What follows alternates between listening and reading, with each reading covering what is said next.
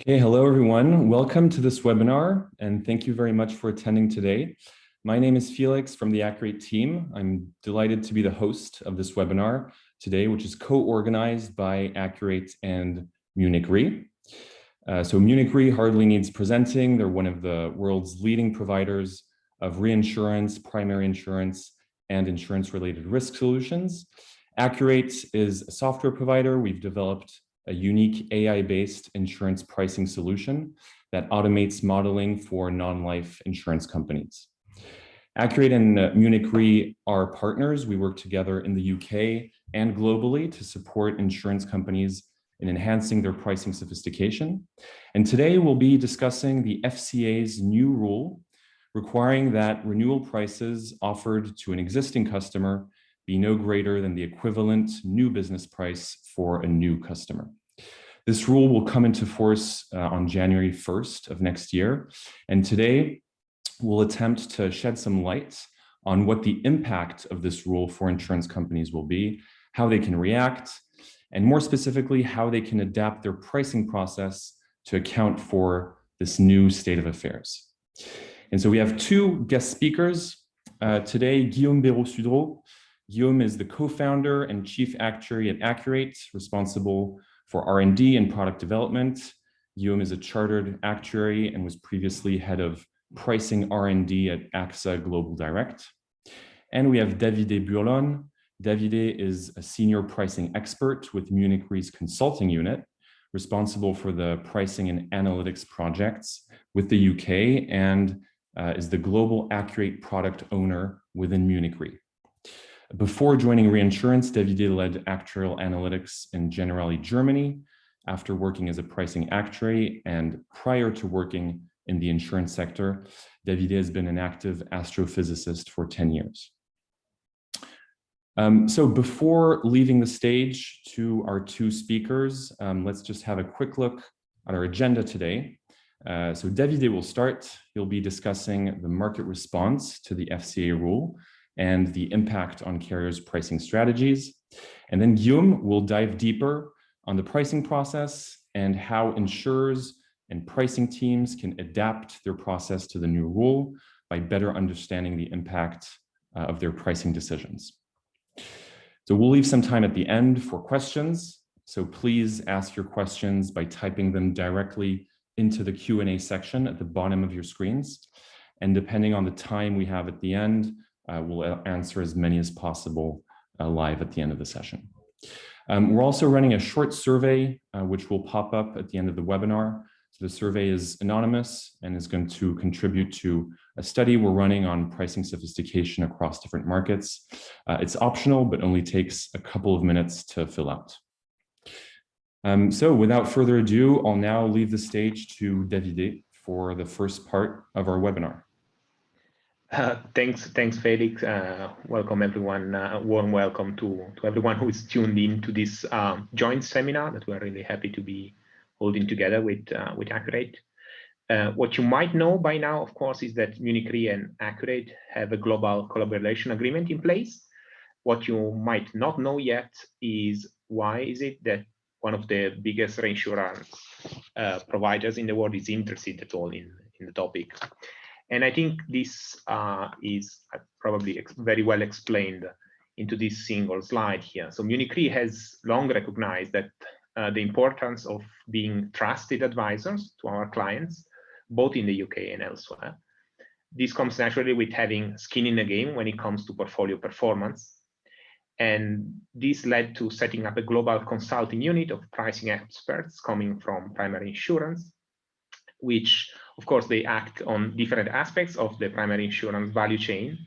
But at our core, what we do is supporting clients on product development, risk pricing, behavioral pricing, and of course, more general data analytics topics that have a bearing to pricing. For example, we have a great track record in geospatial pricing solutions. One of the key aspects of the consulting approach lies into our fundamentals. So we really have a strong belief into a data-driven, or should I say now, a model-driven decision approach that can just empower, not substitute, educated guesses and experience at our clients. Of course, a strong primary insurance knowledge, the domain knowledge is key, as well as having an ecosystem of strategic collaborators and partners like Akur8 in this case, even though we recognize obviously that there isn't in the whole world one key that opens all doors. And if we look at what's going on in the UK right now, I think we all recognize that this is probably the most exciting and challenging underwriting season in the past 50 years, for sure. This is coupled with a change in strategy from primary insurance players, because this has been fairly homogeneous in the past. So if we look at what's going on, it's happening right now just from the pure regulatory aspect. We know that the FCA has already recommended a set of remedies, recognizing that there are 6 million policyholders that paid unfair prices, meaning prices that were too high compared to the effective risk cared by these policyholders. In excess of 10 million policyholders have longer tenure, and these were price walked over the past years, in some cases dramatically, also in commercial insurance. And that there's in excess of £2 billion of costs of attractive business, which is unfairly passed on to consumers. Interestingly enough, there's a survey that was run just a couple of months back that showed that 70% of primary insurance players expect that the expansion of brands and product offering will be significant in the coming 6 months. So if we look at the status of the art today, of course, motor being the poster child of any pricing exercise, shows a 30% differential between renewal premiums and new business. Maybe that was more the state of the art 6 months back. And home insurance, in fact, was the one that experienced most extreme price walking. That said, there was a wide difference across different players. There were players that relied heavily on the mass market and pricing comparison websites, while on the other hand, there are also players that never relied on dual pricing, and so they are mostly unaffected by this new change in regulation. What we expect to be happening in tomorrow is, of course, consolidation of the marketing budgets, because it's unclear exactly how much return on the investment of the marketing spend on pricing comparison websites, for instance, it's going to be. The persistence of customers who are going to be less likely to shop around will increase, and the switching time will take 1 to 3 years to normalize. When it comes to more technical aspects like price optimization at the individual policyholder level, again, it's going to be a bit unclear what the return on investment is going to be, because one of the biggest lever, which is the differential elasticity of the policyholder between new business and renewals, is dramatically reduced with this new regulation. And we can also have a look at what these challenging market conditions are. I'm pretty sure everyone is aware of the dramatic rate decreases that the UK market has experienced in the past year.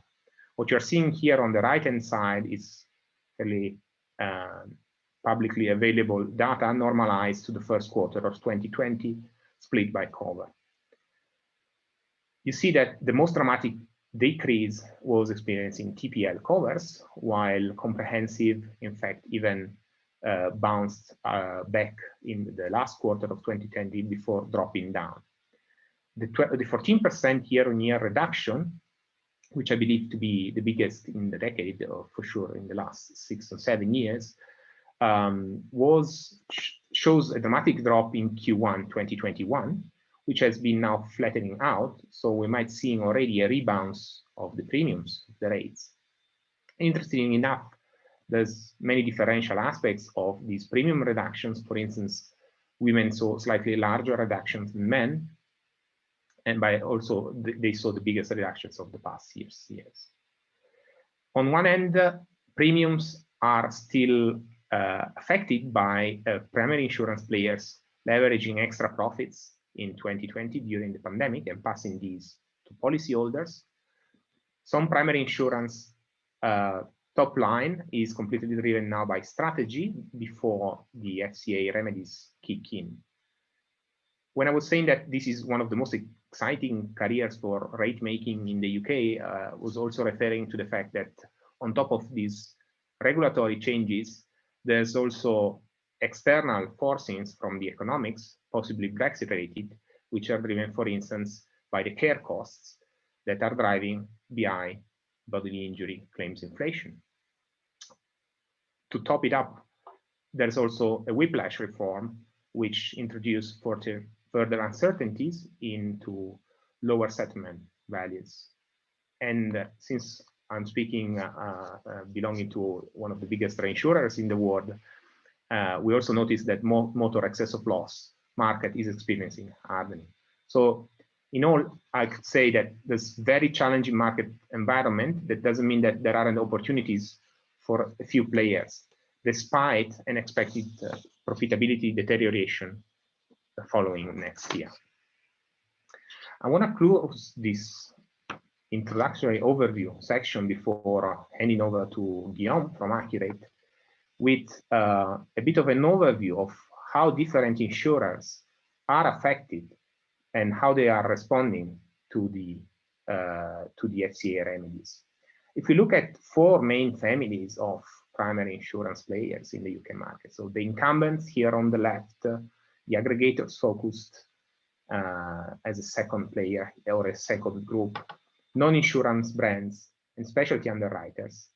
And we look at these from four different dimensions. And the four different dimensions we can see here are the relevance of price optimization, how much importance legacy books will play in the coming 6 months to 18 months, how much focus these players or this family of players will play on retention, and how much new product, new covers, non-monetary benefits will play a role looking forward. For sure, incumbents are the ones which have, by construction, very large legacy books. They are typically multi-liners, and it's unclear, I think, what their reliance on aggregators or pricing comparison website is going to look like in the future. As far as we understand, at the moment, these players are the ones that are growing market share more aggressively in the market. A somewhat different situation is the one of players that rely on aggregators very strongly, where price optimization, of course, still plays a larger role compared to incumbents. There's going to be obviously a strong emphasis on the renewal proposition and reliance on differential elasticity for price optimization. Probably this is the group that will keep on relying on price optimization strongly. When we come to non-insurance brands and specialty underwriters, of course, we're talking about a completely different family of primary insurance. These will very much rely on protecting their book, increase their risk price sophistication. In various orders, they will have legacy issues with the existing book, but in many cases, there hasn't been a very strong dual pricing, and therefore they will be mostly unaffected by this. They will also, non-insurance brands in particular, will very likely be advantaged by relying on access to customers via different distribution channels than a traditional primary insurance player or an aggregator-focused player. They will have an ability to leverage different benefits and incentives on top of traditional insurance products, while specialty underwriters are increasingly less focused on pricing comparison website distribution. And as we were saying, it's very likely that these will be much less affected by dual pricing remedies introduced by the FCA. In general, though, I think the golden thread across all of these families is that risk pricing, behavioral pricing, in general, technical sophistication on how you apply analytics into pricing is going to play an increasingly important role, depending on what the strategy of each of these families is going to look like in the next 6 months as premiums bounce back up, probably at least 10 points. This obviously is enabled by different sets of tools, and we are going to hear, I believe, from Guillaume, one of the proposition put forward by Akur8 that really gives visibility into the impact of pricing decision, and hopefully allows also their clients to have the right flexibility to adapt in their strategy, which is really going to be the crux of the matter in the coming year. So without further ado, I would be happily hand over to Guillaume to tell us about how Akur8 is tackling this.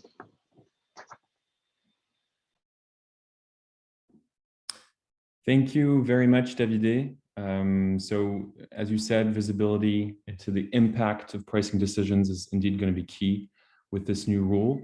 So Guillaume is up next, and he will show us what this means in practice for an actuary and how exactly actuaries and insurers overall can understand, visualize the impact of price changes, and make better decisions overall.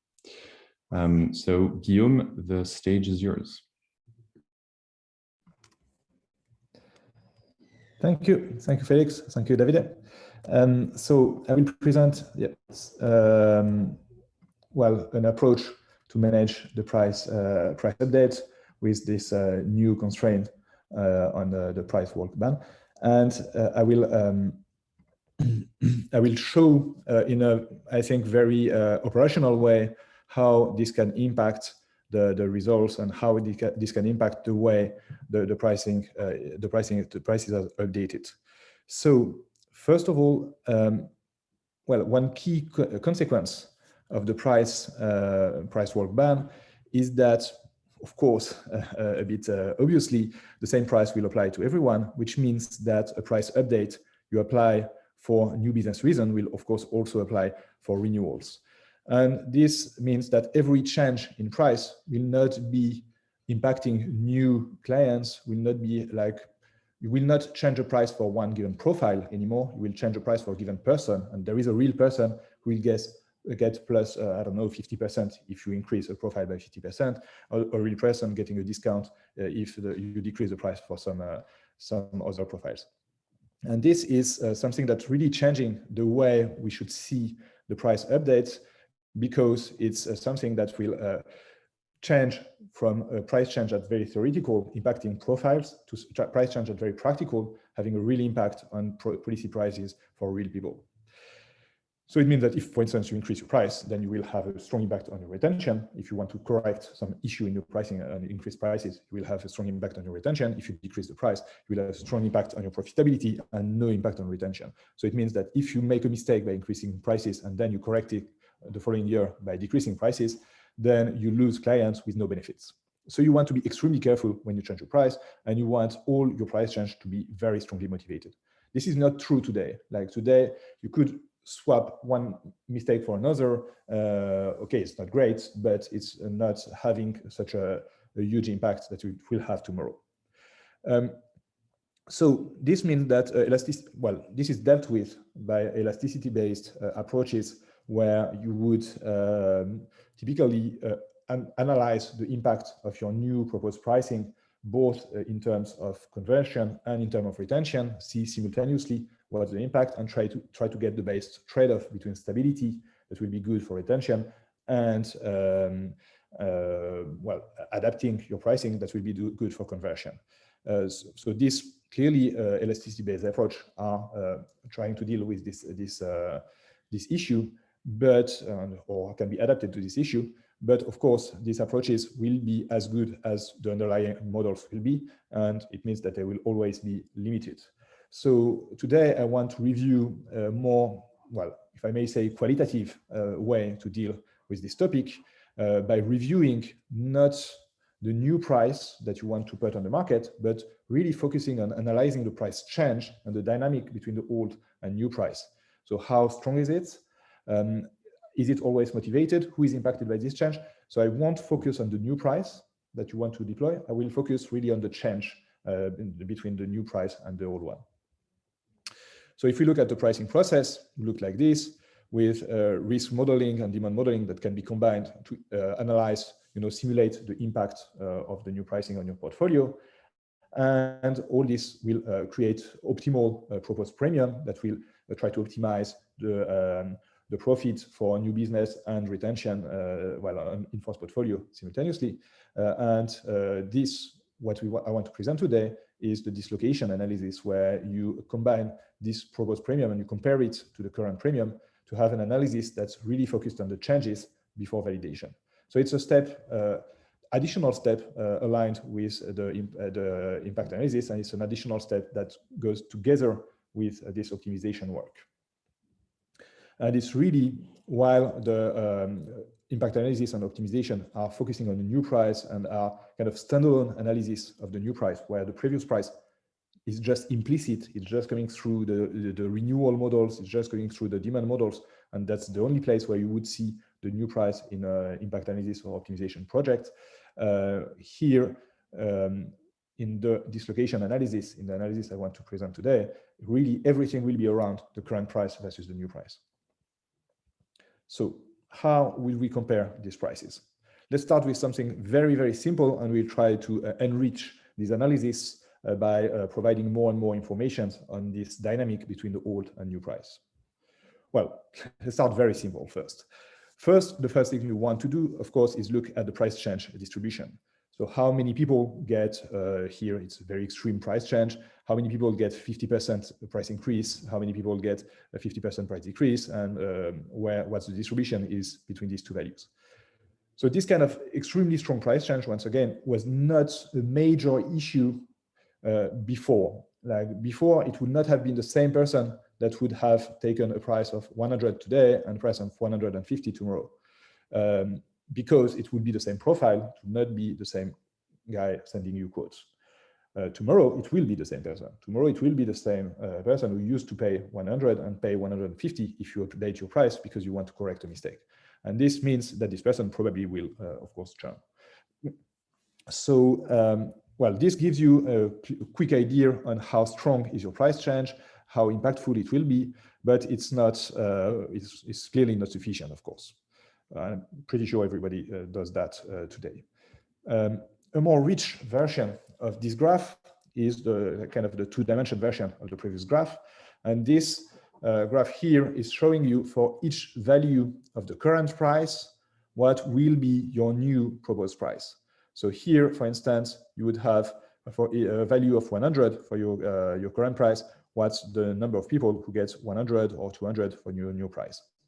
So this one here is giving you a more dynamic version on how this histogram that we were seeing before is really going around for all the different prices.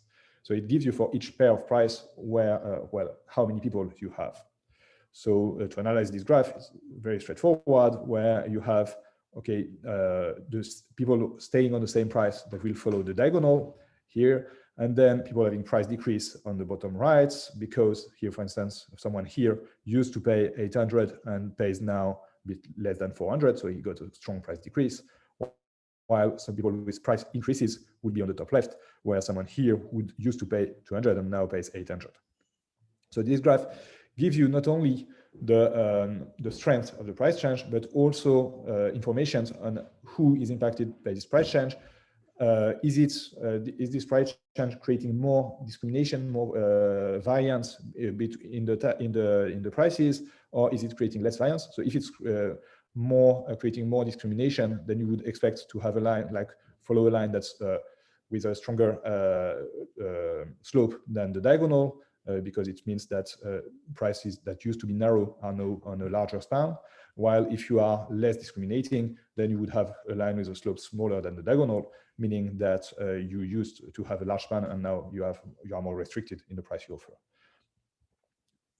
It includes, among other things, it includes the previous graph that you were seeing before, because everybody here who used to, who has a price decrease, for instance, of 35%, you will find them along the line here, which is following the 35% ratio between the new and old price.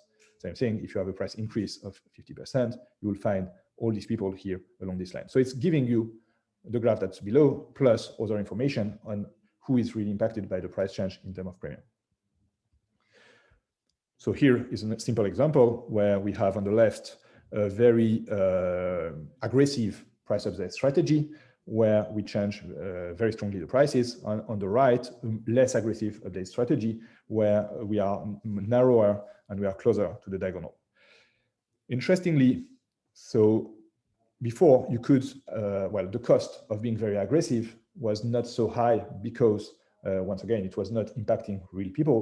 Now you certainly will try to find trade-offs between having really correcting the issues you have in your pricing, so doing very, very strong changes, like on the left, or on the other side, trying to keep stability in your portfolio and avoiding useless movements like the one on the right here.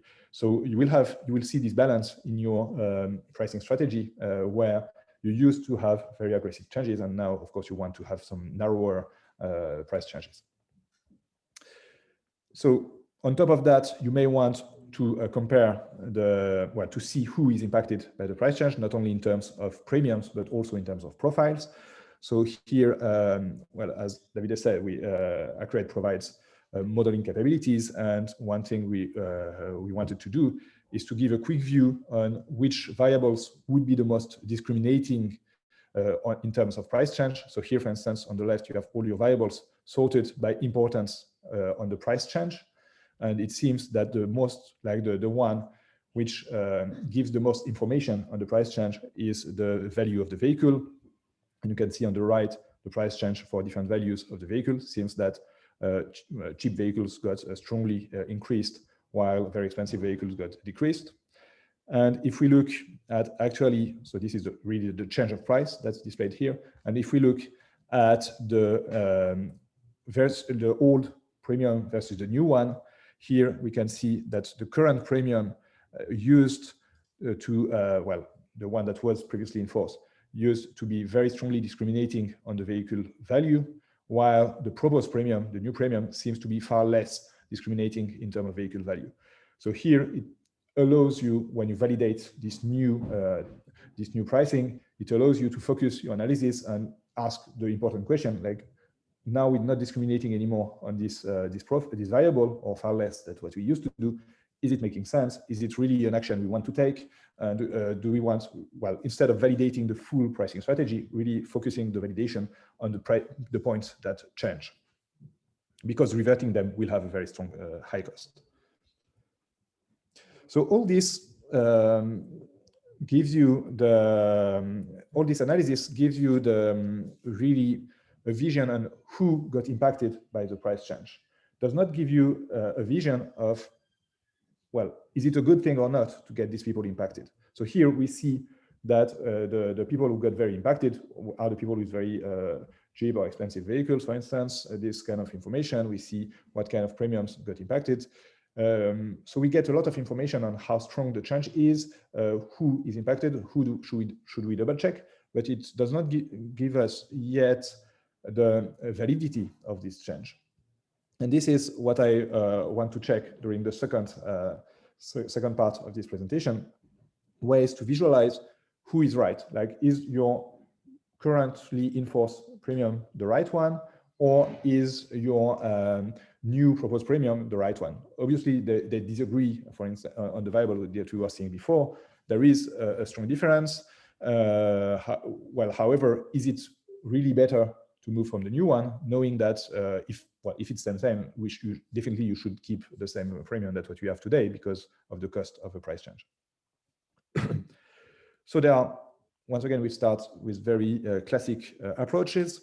You would start by reviewing the underlying models. You would start by reviewing the pure premium quantities. That will be the starting point for your pricing analysis, of course. So on the left, you have a Gini, Lorentz curves and Gini scores. On the right, you have a double lift curve, which is comparing the two pricings. So all these give you metrics to say, okay, yes, my new premium is, my new pure premium at least is better than the old one, but that's not very contextualized. It's very detached from the commercial premium that you want to deploy. Slightly more connected to the commercial premium would be a graph of loss ratio per bucket of price.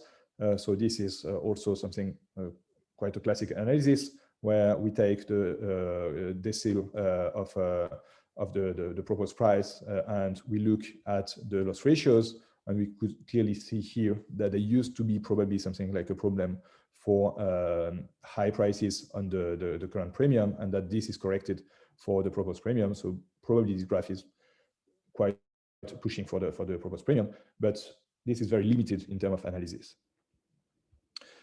One kind of graph that's generalizing the previous one and giving you more insights would be the graph, well, that we were showing previously of the current versus proposed premium, on which you want to visualize what's the loss ratios of each policy. So here you have the graph giving you the distribution of the changes. So for each current price, what will be the new offered price? And for each new offered price, what is the observed loss ratio on your current portfolio? So here, this graph overlays two informations. One is how much did I change my price? Where do I come from and where do I go for each policy, which is the shape of this cloud. And the second one is for each policy that I change, what's the loss ratio, on which loss ratio will I land? So here is the color of the graph. So for instance, a point in red here would have high loss ratios. So here, this point in red would be unprofitable in this case. So, and all the points in red would be unprofitable. All the points in blue would be profitable. I'm sorry. So here, it means that this point here in red used to be extremely unprofitable. They got strongly increased. And now they are still unprofitable, but probably far less than what they used to be. So it's a good thing to see these red points on the top left when they got a strong price increase. The questions you might want to ask yourself is, should the people with high loss ratio get strong price increases? Should the people with low loss ratios get strong price decreases? What should be the right approach to these people? And if I see someone with a strong, a very bad loss ratio and a price decrease, how come I arrived to this conclusion? It's normal to see a colorful graph here. It's the fact you don't land on a solution where everybody has the same loss ratio is certainly a good thing, because the loss ratio will be driven by, first of all, by randomness, by noise. It's an observed loss ratio, so it's normal to see artifacts due to noise, due to random effects. The second thing is that, of course, the ideal pricing is probably not to have everybody with the same loss ratio. Probably you have good reasons to give high loss ratios to some profile. Probably you get good reasons to give low loss ratios to some profile due to the elasticity that you know, due to where you were previously. So all this kind of information probably push you to get heterogeneous loss ratios. However, certainly having increasing the people with high loss ratios and decreasing the people with bad loss ratios would be the first level of logic in a price update. We were saying before the two strategies, one with very, very strong price changes and one with more narrow, more stable price updates. Here we see them again. And interestingly, the one with very limited price update displays a shape that's something logical that you would expect. So here, what we see is that people with strong price increases, we might have wanted to increase them even more, but we were restricted, we were limited by how much we could do, by how far we could do without creating a shock that would be too strong. And this is what we see here on the right, where we have a narrow price update, so a relatively limited price update. And we see that this price update is providing you still, you could have gone further, like it's providing you high loss ratios for people who got increased, low loss ratio for people who got decreased, and you could have expected to go even further than that, but you decided, consciously, you decided to keep some stability because you don't want to shock too strongly your customers, and you want to be conservative, meaning that maybe the previous model was not so wrong, and maybe the high loss ratios that we see here on your current portfolio, maybe actually there are some part of it is a bit a mistake, and some part of it you may want to be careful not to make mistake in your pricing update, because correcting it will be very expensive. So this shape here of rainbow, where you start in blue here with price good loss ratios on the people on whom you decrease your prices, meaning that you could have decreased more than medium loss ratio on the diagonal, and very bad loss ratios on people who you increased, meaning that you could have increased more, is something that's completely logical. And the fact that it's not completely the ideal rainbow shape, because here you have people maybe with high elasticities or low elasticities, where actually you deviate from this ideal idea of getting like pure premium based pricing, is also something that's making sense, and it's something that you really want to accept. However, this graph gives you some once again, some insights, some red flags on people you might want to double check. So for instance, here, these people, how come they are red, so they have high loss ratios, but they got a price decrease? Like, this goes a bit against the intuitive logic. So it may be right, actually it might be right, but you certainly want to double check this segment here. Is it just because they got like randomly too high claims in this area? Is it because well, they are very price sensitive people, and you really want them still, despite having bad results? Is it because you made a mistake? I don't know, but I want to check. And here, what you want to do is to create a small segment, identify this segment, and review, create a simple model reviewing who is this segment versus who is everybody else.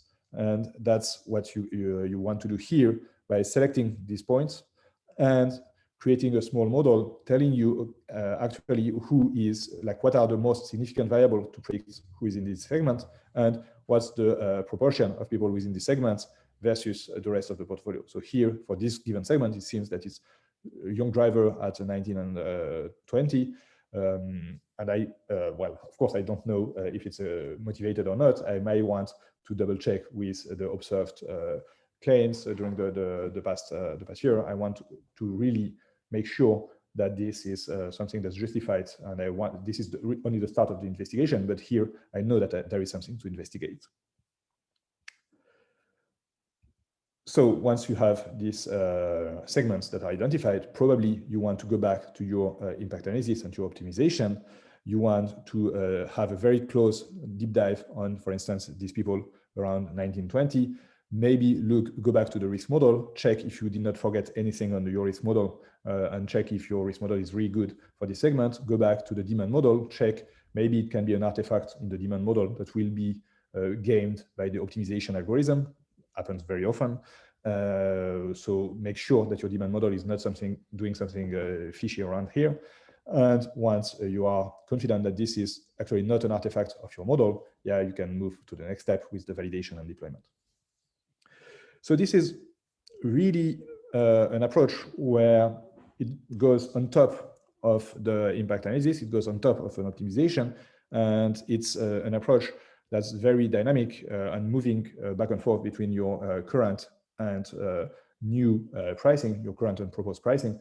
And it's something that you certainly want to do because it will contain a lot of sanity check. It will prevent a lot of error.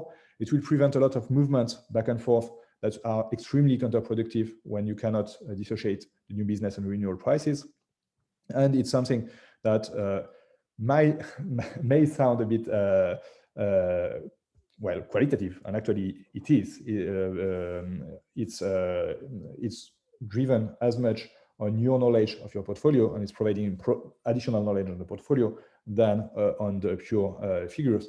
And the idea for you is really to get control over what you're doing and not blind optimization. So yeah, so of course, we wanted to have this integrated and easy to use directly within the same environment than the modeling. So here, there's a few screens that you could use in our platform to create this kind of analysis. And the idea is to have a very integrated approach, because you want to get these visuals and all these feedbacks very directly integrated to be able to look back and correct everything you have done as quickly as possible before it's too late and before you move to validation. Thank you, everyone. I think it's time for Q&A. Don't hesitate if you have any questions. Thank you.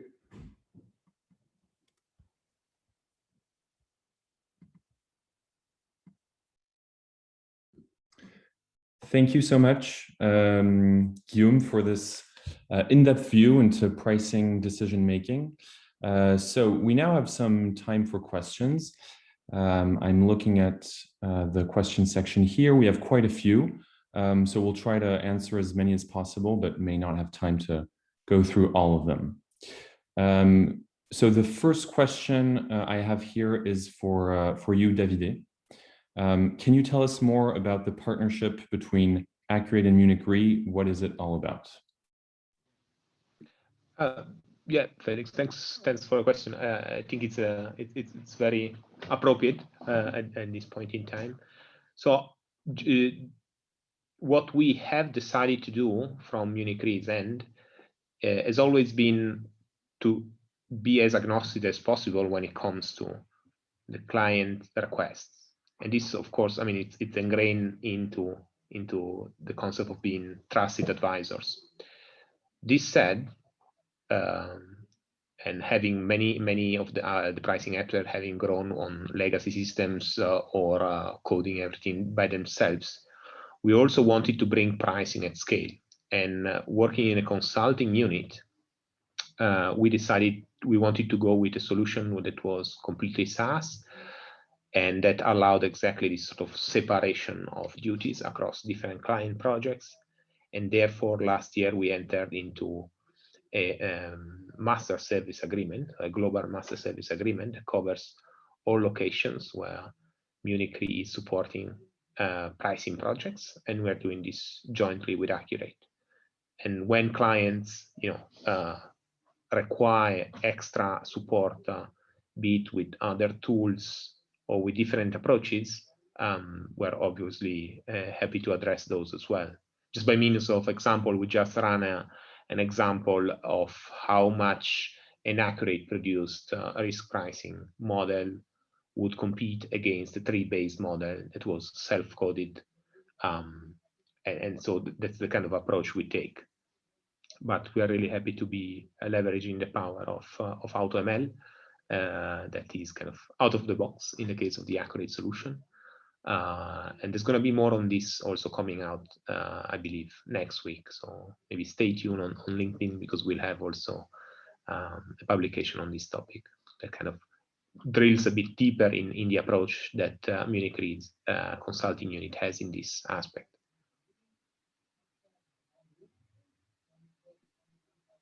Great, thank you so much, Davide. Another question for you is, what do you expect the market to look like in 1 year's time? Well, that's more than $1 million question. No, so for sure, I think I would go back to those 4 different families of primary insurance players. And I think what we could be expecting is, if you think this in a sort of volume versus profitability chart, you are seeing definitely profitability deteriorating as on the overall, but for some players, they will just keep on pushing on their risk pricing and select the better risks. And in fact, they are probably already acting in counter market. Let's say if the market has gone down 7 points in Q1 2020, it's now flattened out, there are players that instead increase their rates already 10 points. And we do expect definitely rates to go back up by the end of this year. I think the big question mark is going to be how much can aggregator-focused players leverage price optimization in a world in which you have this extra constraint across multiple years, of course, that the new business premiums and the renewal premiums need to be the same.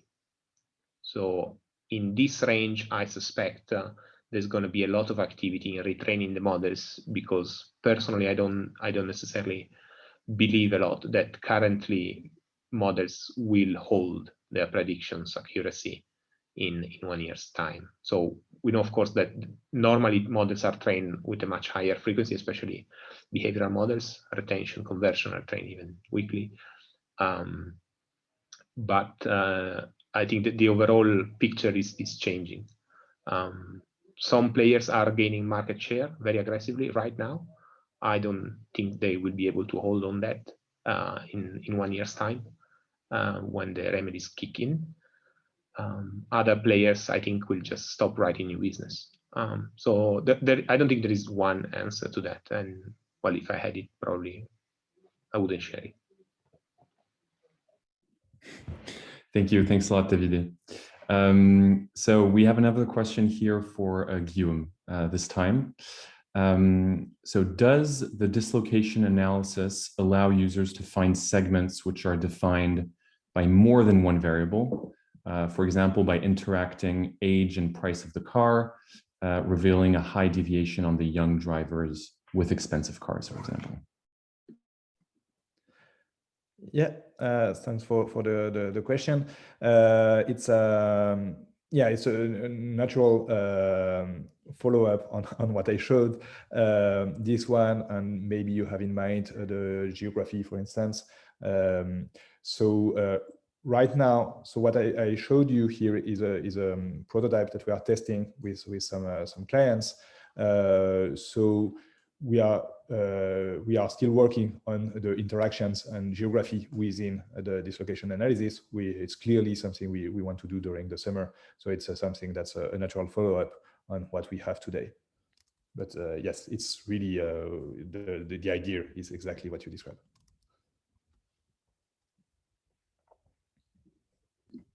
Great, thank you. Thank you so much. We have another question for you, Guillaume, as well. How do you cluster loss ratios to be visualized in your current new premium scatter plot? At contract level, most loss ratios would be either very high or zero. Yes. So this is a very a bit geeky question. So yeah, and it's true. Actually, you point out something very, very important, and the difficulty of this kind of analysis is to get the graphs that have both the right level of clarity and the right level of detail for what you do. So if we used the raw observed loss ratios for all the policies, then we would have something completely unreadable. So this is not what I displayed. There was a smoothing applied, and the smoothing is basically so it's based on a nearest neighbor approach, and there is the question on how much do you want to smooth, and this is depending on the claim frequency you have on your data set. So low frequency means you want to smooth a lot, high frequency you want to smooth not too much. So these kind of things, would be happy to give you more details. As you can guess, I can go very far on this kind of discussion. So happy to give more details a bit later. There is some small enhancement on the graph I showed. I decided not to present it today, but key information was missing on the graphs showing the smooth loss ratios. It was the number of points for each area of your graph. Here it was not represented, but it's something very important because potentially some areas you don't have so many policies, which means you don't want to focus too much on them. So overlaying the idea on how many policies you have for each couple of previous versus a new premium is something you want to do. So clearly creating this graph is not something that's as obvious as it looks. It's a lot of work, but would be happy to discuss this more in detail later. Thanks a lot, Guillaume, for answering that question. Now we have another question from the public for you, Davide. So the question is, I've seen that MunichRe is commercializing its own data analytics solution. How does the solution coexist with the one from Akur8? So I'm not entirely sure what the question refers to. I mean, I would invite the person who has to specify exactly, because MunichRe obviously it's a global player and is commercializing both in the service space and the solution space a plethora of different solutions. We are also running right now a campaign on LinkedIn, if that's what we're referring about. It's more about the services rather than like an infrastructure or a platform. Different clients require different solutions, of course, so there isn't one single answer to everything. Specifically, maybe I can be more specific for quota share clients that require constantly updated monitoring with data pipelines, especially for insurance purposes, where we have exactly a quota share in place. Then there is a solution that is, I believe, also commercialized at the moment. But I'm not entirely sure whether we refer in this question to one specific platform. There's also a rating engine that is mostly used in commercial insurance. There's in the US, there's a completely different service offering and platform offering. So without more specifications, I'm not sure I can address that question specifically. How does this relate to Akur8? I don't think there is no conflict or friction whatsoever. So what we are doing with Akur8 is from the consulting unit, we are leveraging the power of Akur8 because we have a dedicated instance, an AWS instance, where we develop all the models that then we give back to our clients so that can consume them in the way they see fit. They have maybe legacy systems and they have to integrate the models into a legacy system. They might hard code the models into a pricing engine, or many different combinations are possible. So I don't think that there is one answer to that. I'm sorry, I'm just getting a direct message that yes, the question came from LinkedIn because there's a survey in which I read you make most use of data analytics, and the answer is pricing and underwriting. Yes, so if this is exactly the analytics survey that MunichRe is running right now, and we are very involved in that because we were trying to pin down in the bias survey as survey on LinkedIn Go, which was the area where analytics or advanced analytics, as I would understand it, can bring the most value creation. And it seems to be that the respondents by as of today are still voting for pricing and underwriting as an area compared to claims or some sales activity or cross-selling activity. I think this is the reference on the LinkedIn campaign.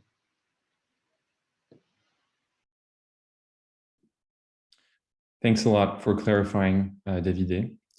So that's all the questions we have for now. So, well, thank you so much to all the participants for attending this webinar and for all of your questions. And also thank you to our two speakers, Davide and Guillaume, for your insights. If you have any further questions on the webinar, the content of the webinar, really feel free to reach out directly to Davide or Guillaume. Their contact information will be in the follow-up email, and we'd be happy to continue the discussion offline. So thank you so much and enjoy the rest of your afternoon. Thank you, everyone.